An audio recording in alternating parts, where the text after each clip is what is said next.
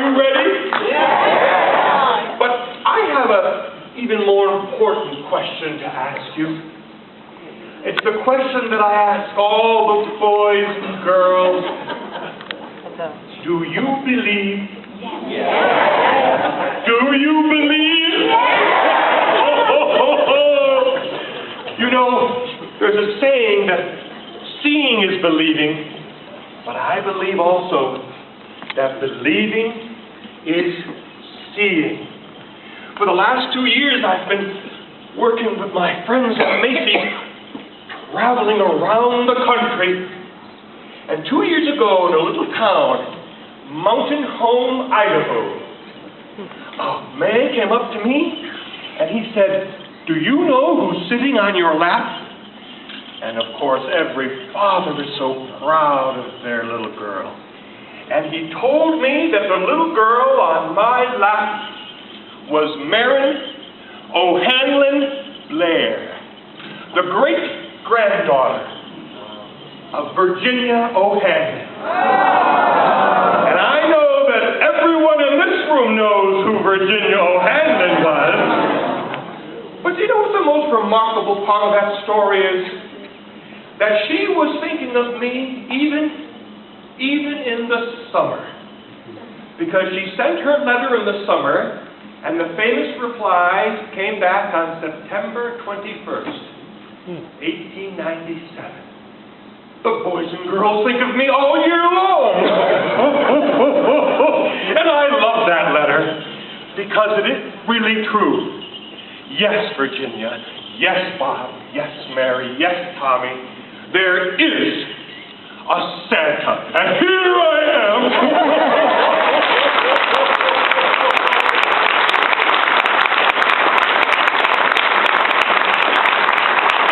I'm so glad to be with you here today. We're very busy making toys. But there's a special part of that letter, which I know that you know, and I just want to share it with you. It's my special part. He writes, if you had someone, hire someone to look in every chimney and every fireplace on Christmas Eve, but you didn't see me. That doesn't mean that there isn't a Santa. Because the most important things in the world, like faith and hope and love, are things that men cannot see. And it's that magic feeling that I try to spread wherever I go. Every year, I see thousands and thousands of boys and girls. And of course, they want presents, and they have every question that you can imagine. But the most important thing that I try to remind them is how special they are, how much they're loved, and that the greatest gift that they'll ever have is knowing how much they're loved. Children cross the threshold as soon as Santaland opens, and they say, "Oh, Santa, how much I've missed you." And it makes me feel so good that they've been thinking of me all year long, because I think of them all year long as well. 4 months from this week is another special gift. A gift from Macys for our, 85th annual Thanksgiving Day parade. We've had 85 parades, and they've all been different, right? Except boys and girls. I can call you boys and girls, right? Because at this time of the year, we're all children at heart, right? That parade has changed every single year except for one thing. That at the end of the parade, everyone sees Santa and knows that it's the beginning of the holiday season. It's such a wonderful time of the year. I tell Mrs. Claus and all the elves and all the reindeer that I'm going to be with the children, because I really believe deep in my heart that there's nothing more worthwhile than making children happy. And at that time of the year, we're all children at heart, right? I know from your organization that you truly believe. And I am here today to say to you, thank you. Because of all the things that happen all year long, it takes a lot of spirit to keep Christmas alive. And I know all of you keep Christmas in your hearts, don't you? And I want you to know how much I appreciate it, because all this magic doesn't happen by itself, right? People ask me, what do the children want this year? And yes, the toys may change every year, but not the children. Not how special and wonderful and loving and adorable and unique and magical they are. I thought to myself, coming here from the North Pole, well, let me tell you, it's a lot cooler.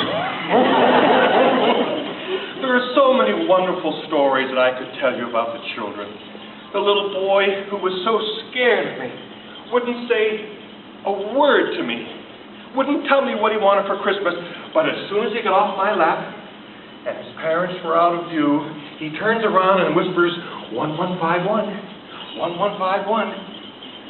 Of course, I say, thank you, and the mother is laughing because that was the security code to get into his house.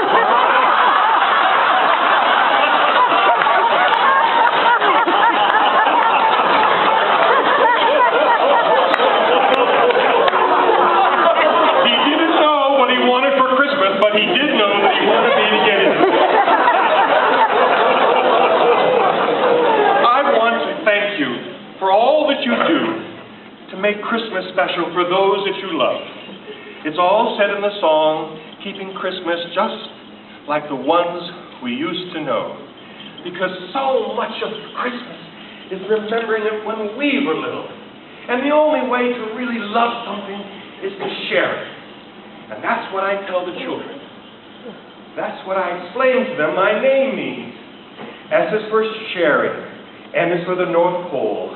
T is for one of the two magic words, please and thank you. And I tell the boys and girls that there are two A's in Santa's name because Santa will love them all year long and all their lives.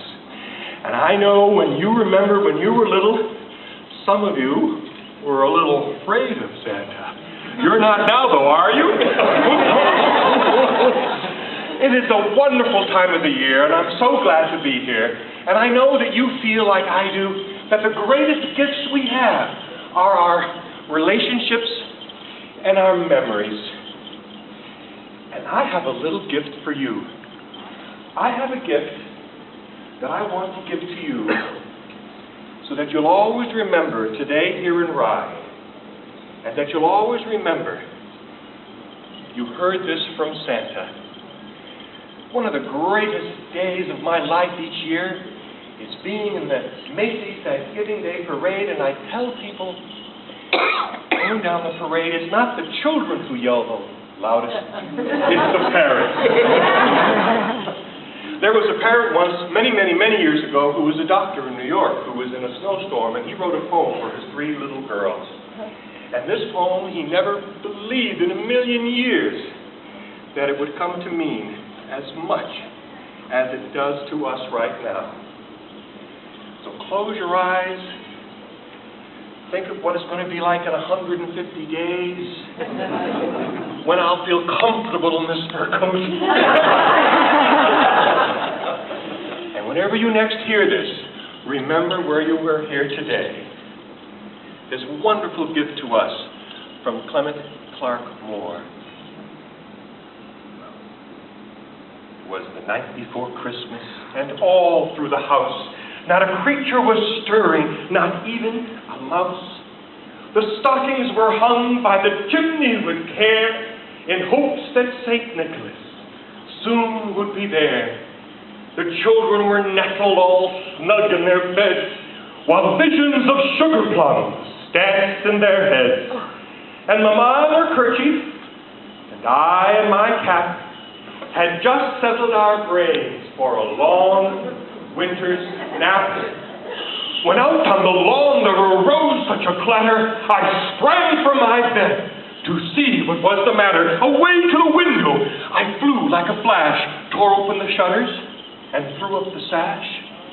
And the moon on the breast of the new fallen snow gave a luster of midday to objects below, when what to my wondering eyes should appear but a miniature sleigh and 8 tiny reindeer with a little old driver so lively and quick, I knew in a moment it must be Saint Nick. More rapid than eagles his coursers they came, and he whistled and shouted and called them by name, on Dasher and Dancer and Prancer and Vixen, on Comet, on Cupid, on Donder and Blitzen, to the top of the porch, to the top of the wall. Now dash away, dash away, dash away, oh! As dry leaves that before the wild hurricane fly, when they meet with an obstacle, mount to the sky. So up to the housetop the reindeer they flew, with a sleigh full of toys and St. Nicholas too. And then, in a twinkling, I heard on the roof the prancing and pawing of each little hoof. As I drew in my head and was turning around, down the chimney St. Nicholas came with a bound. He was dressed all in fur, from his head to his foot, and his clothes were all tarnished with ashes and soot.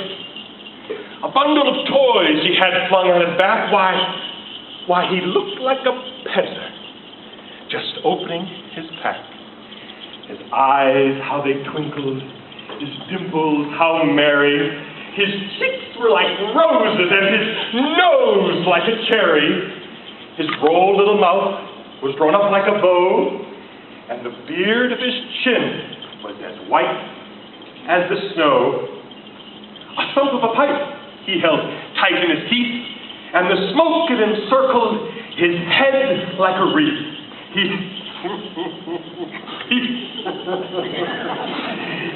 had a broad face and a little round belly that shook when he laughed like a bowl full of jelly.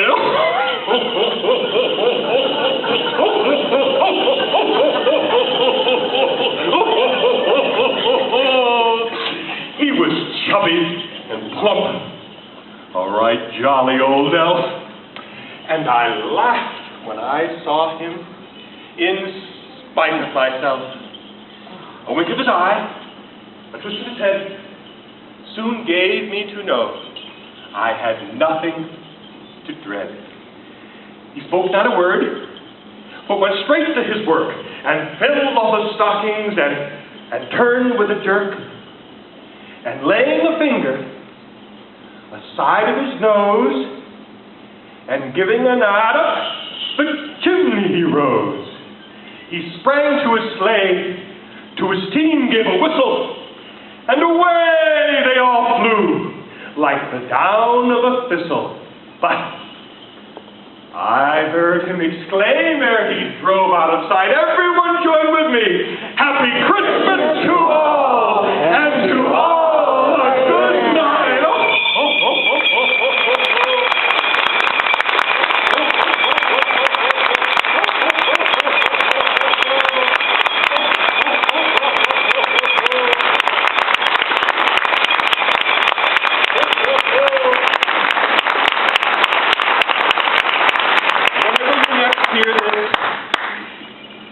Or you read it to your children, your grandchildren, tell them that you heard Santa recite it to you.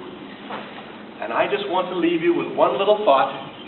It's something that I love to tell my... Did you hear that? Oh, that's right. You can't hear the reindeer. Rudolph, behave! Oh. Sorry.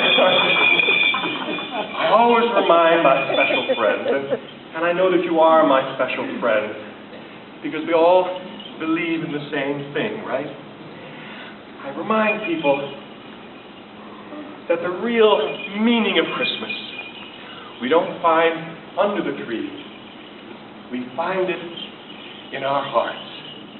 I want you to know from Mrs. Claus, the reindeer, the elves, all of my friends at Macys, we want to wish you the happiest of holidays, and may all your Christmas dreams come true.